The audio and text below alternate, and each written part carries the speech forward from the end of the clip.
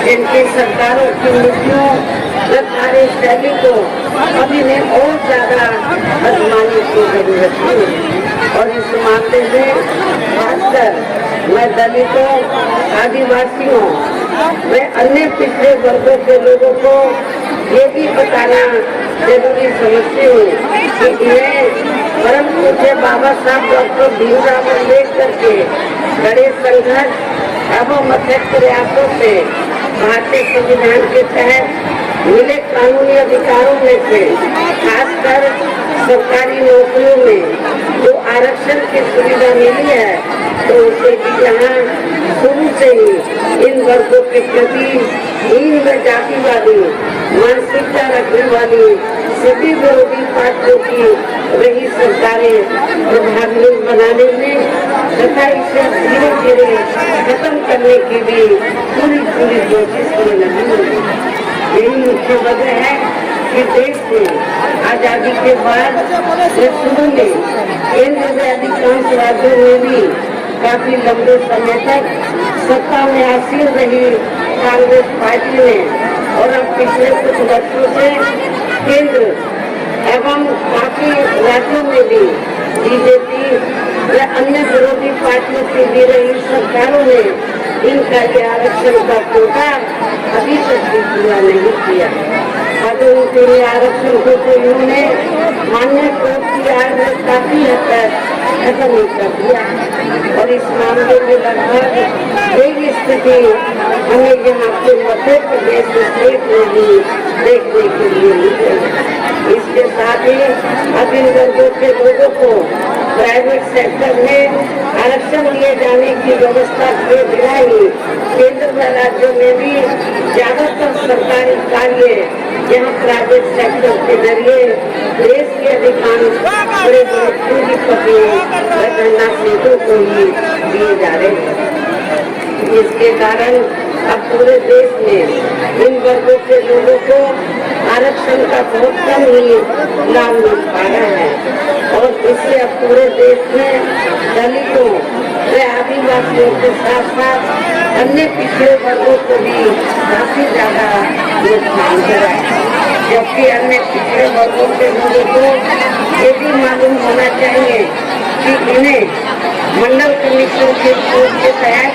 आरक्षण की ये सुविधा केंद्र में कांग्रेस पार्टी की नई सरकार में नहीं मिली। ऐसे संबंध में आप लोगों को ये मालूम होना चाहिए कि परम पूज्य बाबा साहब डॉक्टर अम्बेडकर ने अनुसूचित जाति व जनजाति के लोगों को आरक्षण की सुविधा देने के साथ साथ आर्टिकल 340 के तहत भारतीय संविधान में ये व्यवस्था की थी कि केंद्र में जो भी सरकार बनेगी उसकी जिम्मेवारी बनती है कि वो कमीशन बैठाए और जो जातियाँ SC ST की तरह तो शिक्षा, सामाजिक और आर्थिक क्षेत्र में पिछड़ी हुई है तो उनकी छटनी करके इनको आरक्षण का पूरा लाभ दिया जाए। और इसी आर्टिकल 340 के तहत पहले का कलेक्टर बना, कमीशन बना, उसकी रिपोर्ट आई, सेंटर में कांग्रेस की सरकार थी, उन्होंने उसे रद्दी की टोकरी में डाल दिया, उसे अमल में नहीं लाया। उसके बाद मंडल कमीशन की रिपोर्ट आई, उसे भी केंद्र की कांग्रेस सरकार ने लागू नहीं किया और इसको लागू कराने के लिए बहुजन समाज पार्टी ने पूरे देश में काफी बड़ा संघर्ष किया। ये भी आप लोगों को जानकारी है, लेकिन कांग्रेस ने इसको लागू नहीं किया।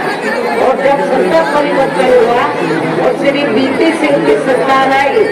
तो तब फिर BSP के कड़े संघर्ष, उस दौरान BSP से पहली बार कुछ मेंबर पार्लियामेंट चुनकर आए थे, जिसमें से मैं खुद की विरोध से लोकसभा के सदस्य चुनकर गई थी। तो उस दौरान श्री VP सिंह की सरकार चाहती थी कि हमें हमारी पार्टी को समर्थन देना चाहिए और उसके बदले में वो हमको बड़ा मंत्रालय दे देंगे। हमने श्री VP सिंह जी को यही कहा कि हमें आपका कोई मंत्रालय अभी नहीं चाहिए। हम आपको समर्थन देने के लिए तैयार हैं, लेकिन हमारी कोई शर्त है। पहली शर्त यह है कि आप मंडल कमीशन की रिपोर्ट को लागू कर दो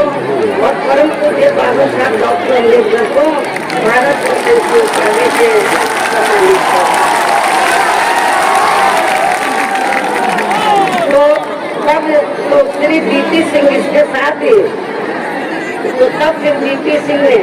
हमारी बात को माना, मंडल कमीशन के रिपोर्ट को लागू किया और इसके साथ साथ श्री बीपी सिंह की सरकार ने इन वर्गों के मसीहा परम पूज्य बाबा साहब डॉक्टर भीमराव अम्बेडकर को भी यहाँ भारत रत्न की उपाधि से सम्मानित किया गया। इसके लिए वो हर प्रकार से पात्र थे, जो बहुत पहले ही इनको ये सम्मान मिल जाना चाहिए था। इसके लिए विशेषकर कांग्रेस पार्टी प्रमुख तौर से जिम्मेवार कसूरवार भी है। इसलिए लोगों के प्रति इस पार्टी की हिंदू जातिवादी मानसिकता साफ रखी है, जिसमें फिर इनकी कारवा को आगे बढ़ाने के वाले ये हर मामले में समर्पित व्यक्ति को माननीय श्री कांशीराम जी के देहांत होने पर केंद्र में रही इसी कांग्रेस पार्टी की सरकार के चलते एक दिन काफी राजनीति को नहीं किया गया था। यहाँ मैं इन वर्गों के मामले में ये भी कहना चाहूंगी, केंद्र द्वारा देश की लोकसभा व राज्य विधानसभाओं में महिलाओं को जो 35%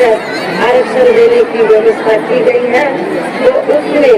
SC, ST और OBC की महिलाओं को अलग से कुछ भी आरक्षण नहीं दिया गया है। इतना ही नहीं, बल्कि वर्गों के लोगों को हिंदू जाति से निजात दिलाने के लिए जो भी अनेकों नियम या कानून आदि बने हैं, तो उन पर भी केंद्र व अधिकांश राज्यों की भी सरकारें सही से अमल नहीं कर पा रही हैं, जिससे अब यहाँ खासकर दलितों व आदिवासियों के ऊपर शोषण करने वालों का मनोबल और भी ज्यादा बढ़ रहा है। और ये सब हमें यहाँ आपके मध्य प्रदेश स्टेट में भी काफी कुछ देखने के लिए मिलता है। इसी प्रकार हमें पूरे देश में मुस्लिम व अन्य धार्मिक अल्पसंख्यक समाज के लोगों की भी हालत कोई खास अच्छी नजर नहीं आती है। इसके साथ साथ अपर कास्ट समाज जैसे खासकर गरीब लोगों की भी आर्थिक स्थिति अभी भी पूरे देश में यहाँ काफी ज्यादा खराब व दयनीय दिख रही है। इसलिए हमारी पार्टी शुरू से ही केंद्र की सरकार से ये मांग करती रही कि अपर कास्ट में जो गरीब लोग हैं उनको भी आरक्षण की व्यवस्था, उनके लिए भी आरक्षण की व्यवस्था होनी चाहिए। इनके अलावा आपके प्रदेश से पूरे देश में सब समाज जैसे विशेषकर जो गरीब, मजदूर, किसान, कर्मचारी, व्यापारी एवं अन्य मेहनत कश लोग भी अपनी विभिन्न समस्याओं को लेकर अभी भी हमें काफी ज्यादा दुखी नजर आती है। इनमें से किसान वर्ग को केंद्र की भाजपा सरकार द्वारा बनाई गई गलत नीतियों के कारण काफी ज्यादा परेशान व आंदोलन किया है। लेकिन इन सबकी मुख्य वजह हमारी पार्टी केंद्र में आपके मध्य प्रदेश स्टेट में भी यहाँ तक रही सभी विरोधी पार्टियों की सरकारों की जातिवादी, पूंजीवादी व संकीर्ण मानसिकता के तहत बनाई गई गलत नीतियों एवं गलत कार्य प्रणाली को ही काफी हद तक जिम्मेवार मानकर चलती है। और इस मामले में खासकर इनकी गलत आर्थिक नीतियों की वजह से ही आए दिन यहाँ पूरे देश में गरीबी, बेरोजगारी व महंगाई आदि भी काफी ज्यादा बढ़ी है।